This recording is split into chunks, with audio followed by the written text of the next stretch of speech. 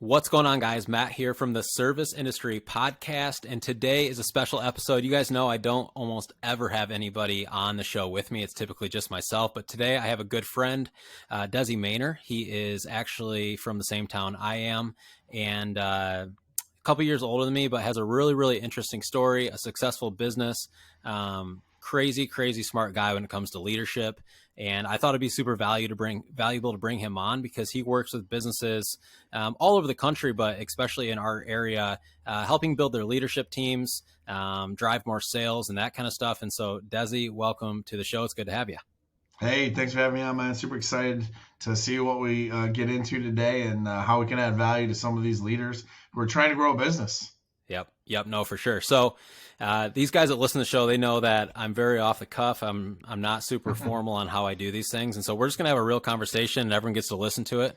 And I'm sure I'm going to learn a lot too. So I'm super excited. I actually, Nicole Wax, I got lunch with her the other day and she had brought you up that you had worked with her organization. And for those of you guys that don't know her, she's an orthodontist here in our town, a massive company and super successful. But before we dive into top that, 10% why don't you just in the nation? That's what she had said. Yeah, it's kind of crazy. Yeah. So let's dive into kind of your story. I mean, you can go back as far as you want, just kind of get the listeners to know who you are. I know a lot of your story is like athletics growing up and all that kind of stuff. So let's kind of hear who you are and what you got going on. Yeah, so I mean, I was a teacher and a coach. I was a special education teacher actually for 10 years. Then had some coached, basketball, football, baseball, powerlifting. I played college football at Eastern Michigan and Saginaw Valley. Once I became a teacher, I coached all the sports and all the things. Worked with the athletes on all different levels. And then a little over 5 years ago now. Had a couple of large tragedies in my life. Really the first big losses I'd ever endured. I lost my grandpa, who was kind of the patriarch of the entire Mayner family. And then like 18 months after that, I lost my dad like completely unexpectedly. He was only like 55 years old. One night wasn't with us anymore. Went to be with the Lord, but that took me into a spiral, man, of reflection of, what am I doing? Why am I doing it? Dad spent 35 years at General Motors. Is what I'm doing supposed to be what I'm doing? And man, it became really apparent to me, not of what should I do, but what I shouldn't be doing anymore. And it had nothing to do with, I don't care about the kids anymore. I'm not a good teacher anymore. Nothing to do with that. But just this visceral gut feeling of like, this just doesn't seem like it is me anymore. There seems to be something like I'm getting urges and I'm getting drive and motivation of like things that I don't understand. Right. And I'm having like entrepreneurial thoughts of like, I remember looking at my pay scale as a teacher and being like, all right, 30 years, master's degree. And I'm like, ooh, that's like depressing. And not even that the number is depressing. It's still pretty decent money. I mean, obviously, I think all teachers should get paid way more than they do. Yeah. But just knowing of like, oh, so that's as good as it's going to get. And I'm like, I'm not okay with that. Like, I'm not okay with that. Like, I have competed my entire life. And now I find myself 10 years down the road and I'm not competing. Like, I'm coaching, I'm working out, sure. But like, what am I really competing in? And I think that was the biggest kind of awakening or like origin story, like whatever you want to call it, the good marketing stuff, that finally came to me was like, I'm not competing and I need to compete. So that's kind of where it all started of like, man, there's a sport here called entrepreneur, called business ownership that like you can play that. That's an infinite game. There's no end. You can just compete all day long with people who you don't even know you're competing with or whatever, no, sure. Right? And it's like, and that's where it kind of started with me of like, okay, let's go in, let's help athletes. We've done that. We're good at that. But let's help them in a way that is not out there very much. And that's the mindset, the mental side of the game. No, I love that. Yeah. Yeah. So, I was just going to, sorry, I think we might even be a little delayed here, but I was just going to say like, For me growing up, like as a student, which is kind of weird. I'm actually pretty athletic, but I didn't play a lot of sports for whatever reason. But like the school system, I feel like failed me kind of a little bit in a way because I've always been very entrepreneurial minded. And Yeah. like, as you know, like the school system is just not geared that way at all. And so like, I feel like for kids that are that way, like it's really doing them a disservice in a way. So I remember when you first started Mayner Leadership, I was like, that's actually pretty sweet because there's like a huge pocket for that. Like, I didn't know, like, I don't know how you make money doing it, but I know there's like a huge need for it, you know? Hmm. Yeah. And it was, and I agree with you so much. I mean, I just look at how I viewed my dad and my grandpa and what work meant, and then about how my kids Mm. view me and work. Like they might walk in that door right there and be like, "You working, Daddy?" And I'm like, "Yeah, what are you doing? I'm doing Yeah. leadership." Right? And they're like, "Daddy's got to go in his office and work." And like, that's totally different how my kids are going to explain what work is. It's like, oh man, I'm raising little Mm. entrepreneurs. I can tell you that right now. And I know you are too, Yeah. Matt. Yeah. Yeah. Yeah. No, no, for sure. I mean, my daughter's 5 now and she's just kind of asking questions like, so wait, like, are you the boss or like, do you have a boss? So like, how does that work? Like she's like, the wheels are turning, you know what I mean? Oh yeah. And I get to talk to her about the differences and how all that works, but no, that's cool. So like in your family growing up, like, was there anyone in your family that was an entrepreneur that kind of put that bug in you or how do you think you kind of got that? Yeah, no, not anything more than a small side hustle of, I paint a little bit on the side or, a little bit of construction jobs nothing that was like, that's how they made a living. Which was super. It's like I'm Mm. like changing the family tree completely and Yeah. I think it all had to do with that competitiveness and like this willingness to be like, I don't want to be comfortable. Like I've never lived there. I don't Yeah. want to live there. It's just I get content like that. So it's like I need something that I can Yeah. never be comfortable with. So that's what we helped. So and No, that's that really what interesting. that I think kind that's of like did. What that kind of did was we started doing that. We were doing it well, and helping leaders and in teams in the sports industry. And then we had some leaders, and this yep. it kind of branched at the church. And they were like, some business people were like, hey, the thing you do with athletes, like I was an athlete, and business is really competitive. I could use some help with that. Do you do that? And how it is. When you first start a business, your answer is always absolutely, we do Yeah. that. Yeah, and then you go back to your team and you say, how do we do that? Right? Which all of you who are listening probably know exactly what I mean. Hey, do you guys clean gutters? Yeah. Yeah. Yes, we do. Yes, Yeah. we do. Yeah. And Right. what I it got to be really fun. I got to really find my calling in that of like, man, there's a big impact with this because these leaders are affecting a lot of employees, a lot of middle managers. Like, wow, that's really cool that we're changing those lives and that we're making a difference there. So that's what kind of got me into be like, okay, let's go down the path. Let's get all these certifications. Let's get all the schooling. Let's get all the training. Let's figure out what in my life, did I learn about leadership? And I woke up one day and I'm like, I've been doing leadership my whole life. I've been standing in front of a Yeah. team. I've been the captain of a sports team. I've been a teacher standing in front of students. I've been a department head. I mean, it's like I've literally led people my entire life. So Yeah. it's like, what did I Yeah. learn from that? And then we started breaking that down for we're like, man, we have a process here that gets some results. So that became really fun for me to make kind of a bigger impact on a bigger level and take this thing that I learned and was good at in sports and now spread it, into the business world. Is Yeah. more impact, helping more people and, helping more people win.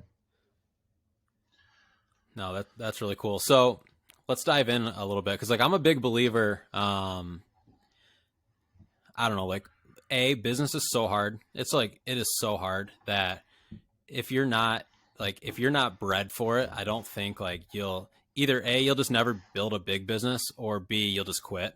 It's just too Mm-hmm. hard to like not love it.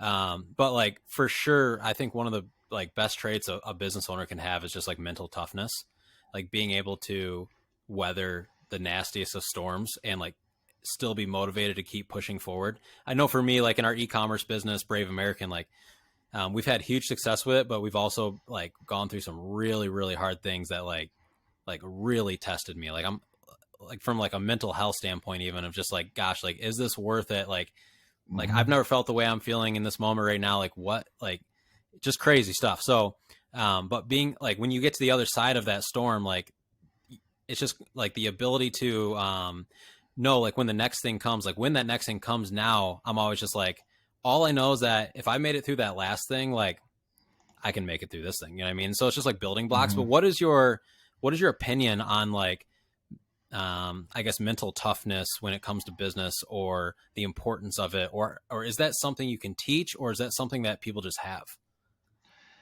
I think it's a little bit of both. I think that, when it comes to, because like business ownership is slightly different than leadership. Like there's a leadership aspect to it, right? But the business ownership side, like you have to be incredibly passionate about the thing you're doing. But there's a caveat to that. You can be incredibly passionate about serving people, and you run a power washing company or you mow lawns. Like it's how you view that. It's your perspective of that. I mean, one of my mentors is a crazy successful dude, and he would absolutely argue that he's doing exactly what he loves. And they run a pesticide business. Yeah. Right? It's like, do I love pesticides? No, but I love giving people opportunity to change their lives and provide them with a way to support their families. Oh, okay. Right now, for people like me and you, like we're blessed with the opportunity to do exactly what we love, right? Yep. In Brave American and serving the veterans and pushing that mission forward, like that's awesome and powerful. And so I think that business ownership is going to require oh man, I can't think of the name, but the book is called Grit. It's basically a combo of passion and perseverance. Angela Duckworth is who wrote that. And I think it is the perfect definition to help a business owner. Like you have to be willing to persevere. I mean, I remember sitting on the steps, putting on cold, wet boots, going to swing a hammer with AirPods in my ears, still doing training and stuff. And my wife going, man, I think we might have to sell the house. And me going, yeah, you're probably right. We probably should have sold it 3 months ago. That type of thing. Like you got to be willing to go through that. Yeah. Otherwise, you'll just quit. Like if you're not resilient like that and passionate and have that, that underlying like I'm not quitting type of deal, then yeah, you won't make it. You won't make it. So I think that's I would say that's my biggest opinion on it is like you got to have those two things. Yeah. So this is kind of jump subjects a little bit, but I know one of the biggest complaints of the guys listening to the show, and gals probably, is attracting good employees and keeping them. The job market's really hard right now, like it is for everybody. But like, I think if somebody could like give some advice or crack a code on, how to incentivize or how to keep employees longer, and maybe you do or don't have some information on this that you teach. But I think it's like a big leadership portion. Cause like what I found at least is like, yeah, you got to have like good compensation plans in place. You got to have good benefits for your employees. Like at the end of the day, they have to pay their bills and feed their families. But what is it on top of that where they're like, they get $1 an hour raise offer from somebody else, but they're not willing to take it because something about you and something about your business. Like, do you teach that at all? And if so, what do you have to say about it?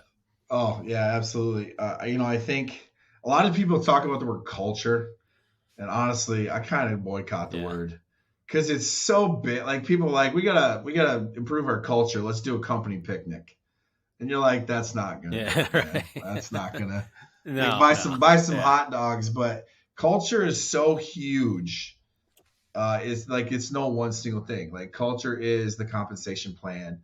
It's the signing bonus. It's the leader. It's your organizational structure. Like it is all of it, right? It's not any one thing. So, but I would say the sole reason, and like, how I've trained my clients to, attract attention, or keep it, more importantly, is leadership. It's being the leader, that someone like this has been a question that I get asked, all the time, it seems like, and I always struggle answering it. But like, it's just how I show up. Like it's my wife used to say it all the time. I would stand at the end of the hallway with my arms crossed, very confidently, and like she used to say, I would just stare through people's soul. And I'm like, okay. Yeah. So it's just like when people encounter that type of confidence and resilience and perseverance and passion, like you can't fake it. You're like, I need to attach myself to this person because they're going to win whether they lose a million times or not. Like, and like, it seems safe. It seems exciting. I don't really care if I get $1 an hour or more here. I know in the long run that this is the place for me to be, because I'm going to be the combination of success and satisfaction and fulfillment, which is what people are looking for more now than just the single dollar, right? I mean, we got our generation who bounced around how many times? I'm sure there's stats out there, 17 times, who knows? But the generation coming up behind us, like they watched us do that and they're stressed out. They're like, actually, I just want to find the thing right from the get-go. Like the thing that makes me happy and that satisfies me and that I can be successful in, instead of like bouncing around like like our generation did. So I just think overall presence, how you carry yourself. And I think that if you are the leader or the business owner, like you need to be a part of that, because they're going to buy into you before your brand, before your vision, but like they're going to buy into the leader before anything else. Yeah. And that's so that's the main thing that I teach. Like you need to be a part of those things. If you want this person, you go get them. Yeah. Yeah. No, that's really good. Yeah. I think like in the early days of Brave American, really the first like 2 years, like Mitch and I were so hands-on in that business, working like side by side with our guys. Like this could be actually into another question that you may or may not have an answer for, but like we were so hands-on in the business and doing like way more than our employees. They were watching us like do the same jobs they were doing because we were building the business from scratch, that there was a huge, it was like a morale boost. Like there was something about them seeing the leaders like be willing to do what they had to do every day, whether they were good jobs or not. But at the same time, I would say the major mistake that we made with that was like when we started to transition out of that phase more into like an operator role, where we could start to be working on the business rather in the business all day.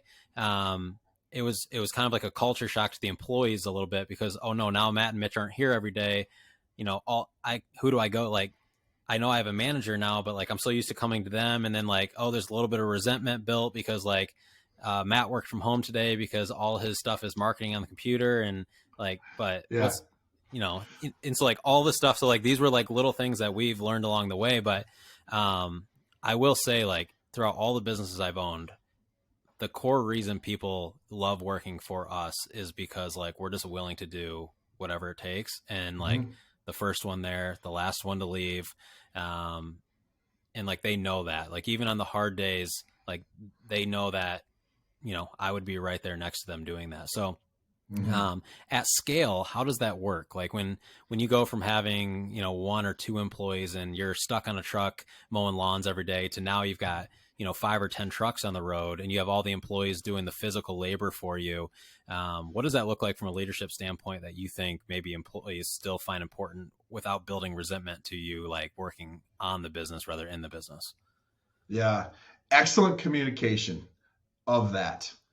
Like when it's time to realign, make sure that everyone is realigned with, understands the new role that you'll be taking and why you're taking it, and who's going to be their point person now and why, right? And always, like anytime you make any type of change, creating an atmosphere and an environment of feedback.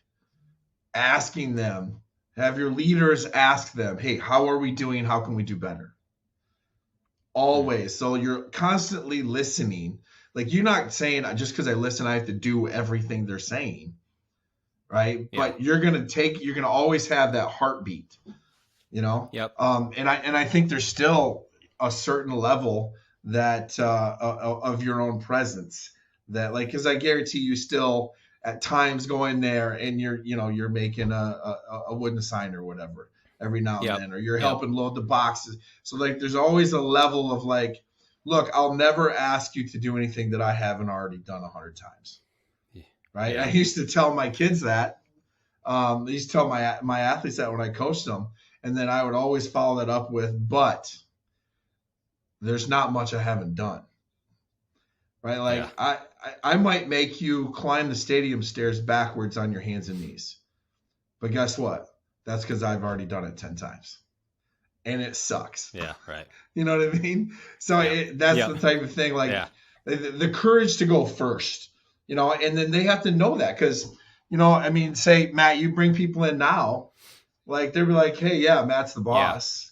Matt and Mitch are the boss, but like, I haven't seen them work in the factory or whatever. But you're like, but the other guy who's been here for 3 years has, like, I work shoulder to shoulder with them, so over communicating, making sure there's very clear lines of demarcation. Like, that's the way to make sure that no one has that resentment or ambiguity, or I used to talk to Matt, now I got to talk to Bob or Susie. Like, hey, bring that in and realign it. So people always know where they stand. So people always have a way to provide feedback about their leadership, right? Like, that is the secret sauce of everything. It's like, if you ever want to know how to get better, just ask the people around you. Like, they'll tell you. Yeah. They will tell you. Oh yeah. No, I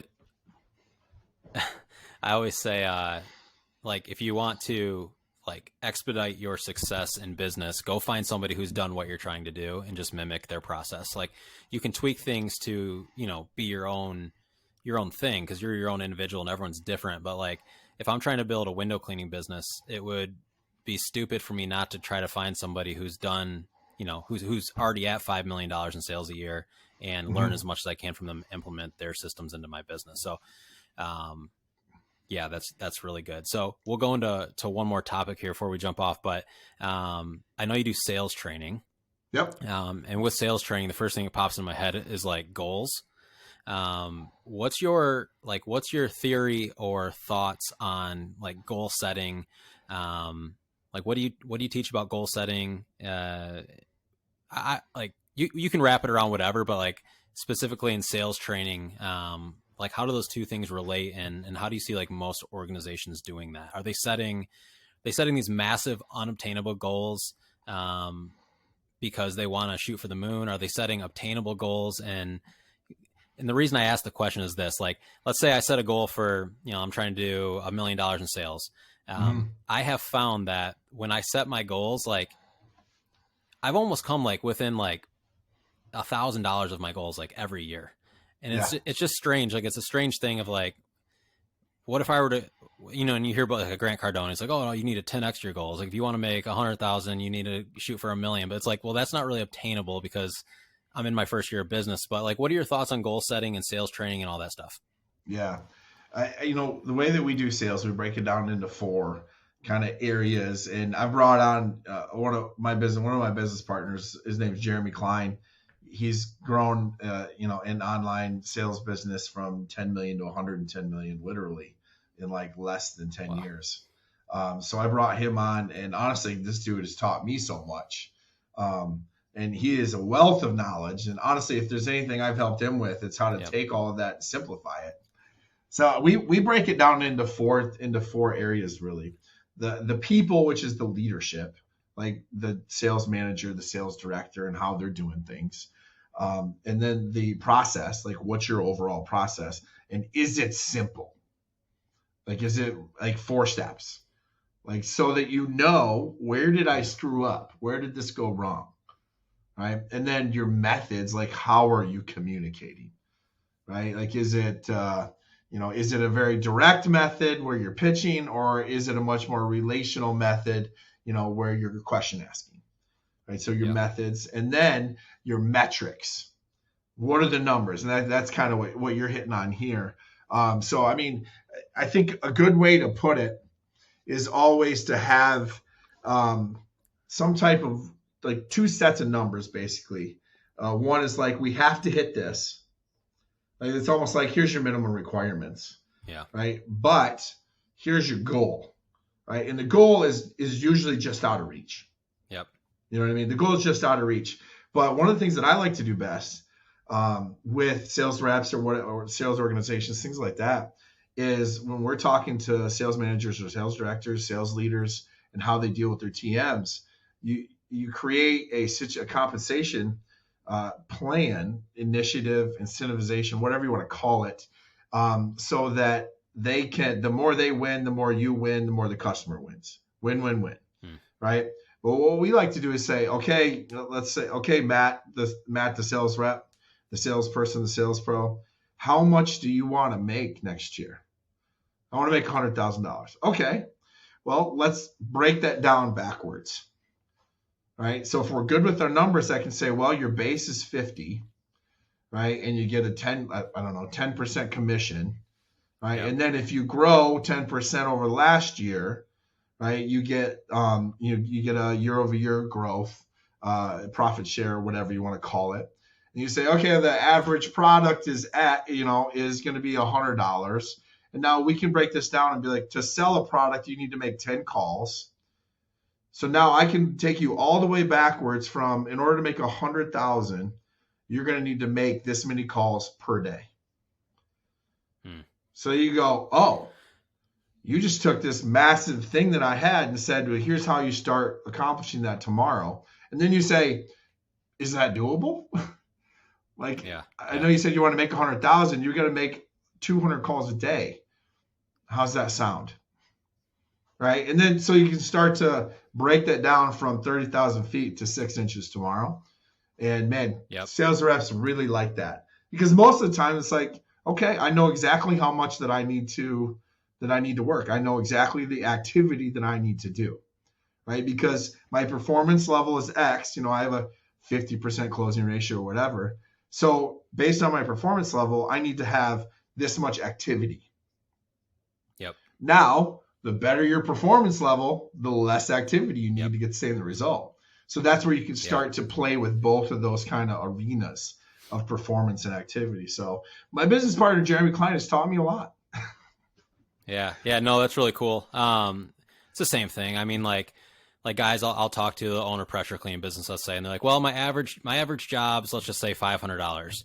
And I'm like, okay, cool. So we know that you want to do 150,000 sales your first year, average tickets $500. We know that your direct mail campaigns get a 0.5% return rate. So we need to send X amount of postcards to get X amount of calls. You close 70% of those calls, and there's your revenue. So it's just all reverse engineering everything. But I think most people don't know, either they don't have the data to reverse engineer the plan, or they just don't know how that process works. So I think, like, for me in the early days, especially my home service company, the Dirt Hunter, we were, we didn't have that data to go off of. So we're kind of shooting from the hip a little bit. Mm-hmm. But once you have that data and like you have that proven system, it's just all about more reps. Yes. And I would say if there's like any like one, like, hey, Desi, I need one thing for tomorrow. Like, don't be the hero. Be the guide. Help your customer be the hero. Right? Let me come in and help you solve your problem. Because it's not my problem, it's your problem. So don't own their problem for them. Let them own it. So that then when they get a result and they accomplish it, they're the hero. So if you can come into that and be like, I'm not the guru on the mountain coming in to fix your consulting or to power wash your thing. Like, at the end of the day, you were the smart one that brought in a professional. You're the hero. I just came in and washed your thing. Yeah. You know what I mean? So I'd say like that is the biggest, like, hey guys, tomorrow, like, pitch less, serve more.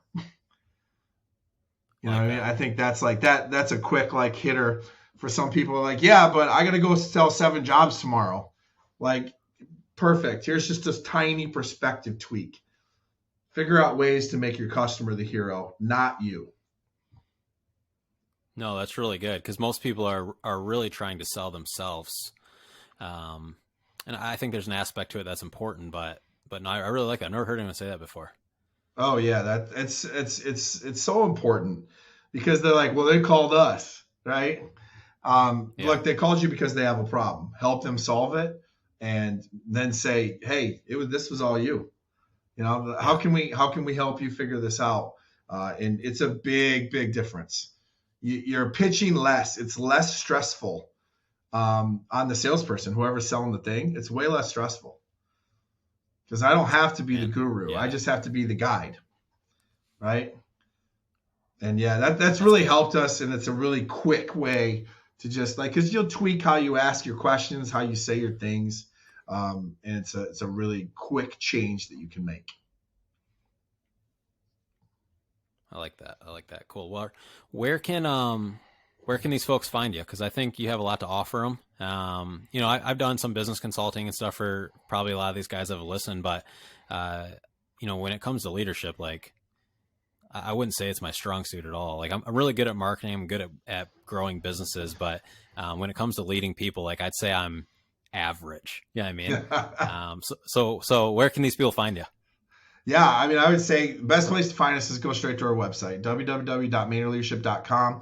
You know, you can learn all about us there. Hey, if you want more value than what we've given you today, I've got a 4-day leadership challenge. You just plug your email in. You get a new video every single day. You get action items. I mean, it's called a challenge for a reason. It's going to challenge you a little bit, but I guarantee results on it. You will become a better leader. You know, and then hey, if you want to talk to me, my calendar link is right on there. Just click apply for coaching, and you can pick a time and talk to me. You'll get all the automations and all the good stuff right there. But MainerLeadership.com. We'd love to serve in any way that we can. Okay, cool, man. Well, hey, I super appreciate you being on the show. You guys reach out to Desi. He's the man, especially when it comes to leadership. He knows what he's talking about. He's lived it in many, many ways. But I'm pumped, dude, to see that you're jamming and super successful now. And it feels, I don't know what it is, but like the last couple of weeks, I've talked to just a handful of different people, and your name's popped up, and I'm like, I know we tried to connect. Gosh, it was probably 6 months or a year ago now. Yeah. And it just never happened. And so I'm glad it finally did. So thanks for being on the show. Hey, absolutely, Matt. Thanks for having me, man. This was an absolute blast. I love these conversations. When we make it big, LOL joke. When we make it big, we'll just sit and do this all day. Right? We'll just Yeah, find this should be a ways to full-time serve at a job. mass level, and yeah, that'll be fun. So let's do it again. And hey, we're launching the Mainer Leadership Show early September, so we'll have you on there, and we'll drop some more. We'll let you drop some more knowledge on how you build something from an idea into what it is now. I Love think it. Love that'd it. be That'd be pretty cool awesome. too. So absolutely, man. Thanks for having me. Cool. You guys have a Yeah, no powerful problem, day. man. All right. So you guys take care. Thanks for tuning in, and we will have a new show for you next week. Have a great week.